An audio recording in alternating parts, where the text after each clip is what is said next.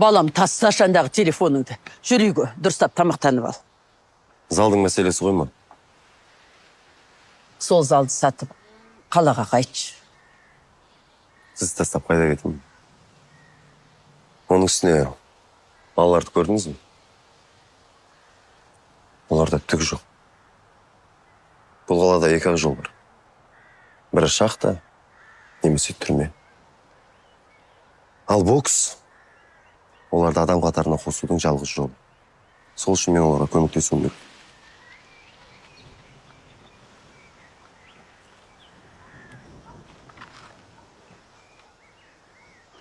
Әкеңді тура осындай еді. Өзін ешқашан ойлаған жоқ.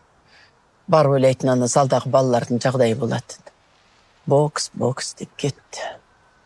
Мам, әкем екеуміз салыстырмай қойыңызшы, жарай ма? Екеуміз екі түрліміз. Сіз мен 8 жыл бойы неге келмеді деп ойлайсыз? Осы 8 жылдың ішінде басымнан не өткенін білмейсің. Ал әкем болса, тек қана өзін ойлады. Өз үшін менен чемпион жасағысы келді. Мен де сол үшін, әкем үшін чемпион болғым келді. Күні-түні жаттықтым, бәрін істедім, жанымды салдым. Ал ақыр соңында не болды? Ол сені жақсы көретін еді.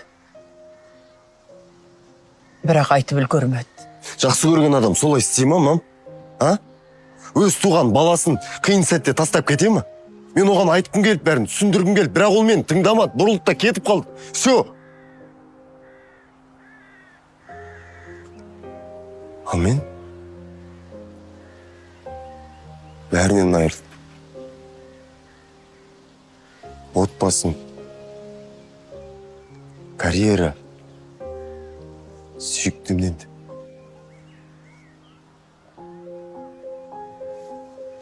Қатты қиналды ол кезде. Сенімен хабарласқысы келді.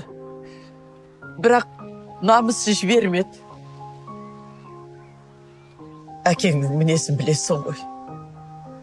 Сен сияқты қырсық. Сол жағдайдан кейін жүрек ауырып, денсаулығы нашарлап кетті. Өзін өзі кешіре алмады. Сені жиі сұрап отыратын.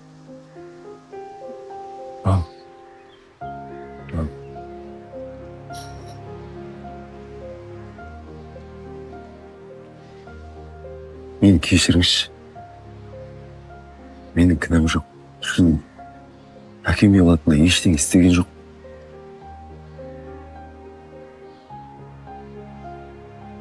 Енді тіпті артқа шеген алмаймын. Мен балаларға көмектесуім керек.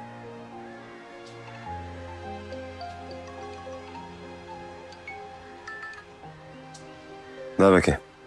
Сенің мәселеңді шешіп қойдым. Рахмет сізге. Сіздің алдыңызда қарыздарым. Сен иттек қарызсың. Ақшамды тезетіп тауып бер.